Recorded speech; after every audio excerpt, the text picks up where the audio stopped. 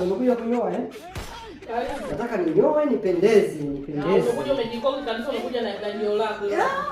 Sasa hivi bwana nimeamua kuja na umekaa vizuri hapo. Umekuja na wewe kaka, ndio mwenyewe unajitengeneza. Mbona mfanye mengi wewe umekuja kunyoa? Ninyoe bwana, naenda kwenye harusi. Kwani hivi unapige weke vizuri. Niweza safari. Hapa wala usijali. Bei si ile. Bei ni ile ile. Bei ni ile ile. Usijali sana mteja. Wajua samu yangu ni nzuri sana. Kweli nzuri. Wengi wanaisifia. Kweli nzuri, lakini sasa uwaga watu wengi wanakaa kwenye kiti, yani sisi tunanyoa. Sasa mimi ni fashion nyingine, sasa ukae kwenye kiti kwa nini? Yaani fashion sio kila saluni mkaribi. Hii hapa ni hamna. Sasa unataka mimi nikae kwenye kiti alafu ndio nipate pale kukunyoa. Utakunyoaje sasa?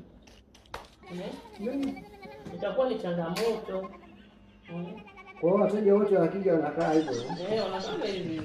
Wanakaa hivyo hiyo. Hivi. Ndani kunyoa upendeze kama unaenda kwenye shughuli. Yaani unapendeza kabisa. Unajua kwa nini? Hii ni mbaya. Sasa ukae vizuri sasa unataka ukae vibaya.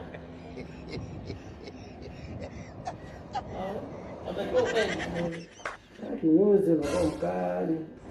Sasa tatizo wenyewe wateja ni kitu bora sasa sijui. Wajema niwe mkali kidogo na ni kidogo. Ili msinizoee. Watu wengi wanachukulia poa nini. Wewe kuona una nyoo mtu si ndio? Unaona wewe ni sharobalo sana. Nyoo pembeni ndio. Unaona wewe ni sharobalo sana. Mashallah. Kuna hela lakini.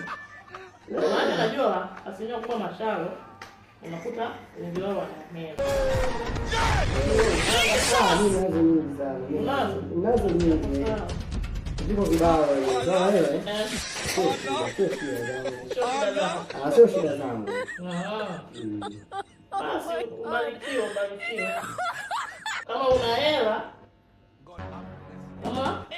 hela jambo la heri. Kama una hela ni jambo la heri. Unapendeza lakini. Usi ukanyoa tu, ukanyonyoa tu. Unapendeza sio utakuja ujiangalie mwenyewe. Hapa hakuna hata kioo cha kusema kujiangalia kwa sasa. Maana wewe unajiangalia kwenye maji au? Nyumbani kwa hiyo